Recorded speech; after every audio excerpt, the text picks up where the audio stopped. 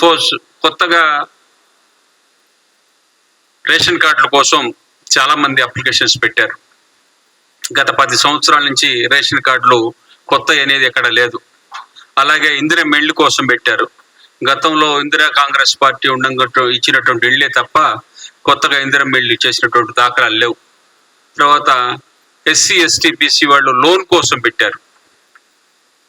ఈ అప్లికేషన్స్ అన్నీ కూడా పరిశీలన చేసి వాళ్ళని ఇంప్లిమెంట్ చేయడం కోసం రాష్ట్ర పిసిసి అధ్యక్షులు మహేష్ కుమార్ గారు, పిసిసి అబ్జర్వర్ మీనాక్షి నటరాజన్ గారు, వీళ్ళందరూ చేసినటువంటి ఏదైతే ప్రతిరోజు ప్రజలకు అందుబాటులో ఉండాలి అనేటువంటి ఎమ్మెల్యేలు కానీ, మినిస్టర్స్ కానీ, కార్పొరేషన్ చైర్మన్లు కానీ ఉండాలని ఎవరైతే నిర్ణయం చేశారో ఆ నిర్ణయానికి అనుగుణంగా ఈరోజు అన్ని కూడా కంప్లీట్ చేశాము. కాంగ్రెస్ పార్టీ ప్రభుత్వం వచ్చిన తర్వాత ఫ్రీ బస్, 500 రూపాయలకే గ్యాస్, 200 యూనిట్ల కరెంటు ఫ్రీ, ఉచిత బియ్యం, రైతు బంధు, రుణమాఫీ.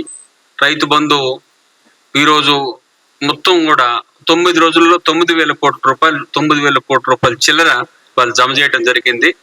దేశంలోనే చరిత్ర సృష్టించినటువంటి సందర్భాలు ఇక్కడ మనం చూస్తూ ఉన్నాం.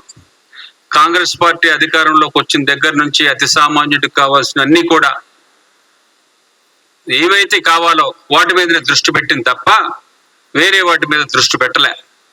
ఇవాళ ఏ ఇంటికి పోయినా కూడా కనీసం 9 మాకు అందుతూ ఉన్నాయండి. 9 రకాలైనటువంటి మాకు అందుతూ ఉన్నాయి. ఫ్రీ బస్ దగ్గర నుంచి, బియ్యం దగ్గర నుంచి, రైతు బంధు కానీ, రుణమాఫీ కానీ, ఇవన్నీ కూడా మాకు అందుతూ ఉన్నాయి అని వాళ్ళు గుండె మీద చేసుకొని చెప్తా ఉన్నారు. మనకు అపోజిట్ ఉన్నటువంటి వాళ్ళు అందరూ కూడా ఏదో రకాలు చెప్తూ ఉంటారు తప్ప సమాజంలో ఇంతకంటే గొప్పగా చేసినటువంటి ప్రభుత్వాలు, బీజేపీ ప్రభుత్వాలు కూడా ఎక్కడా లేవు. మీరు చూడండి కావాలంటే.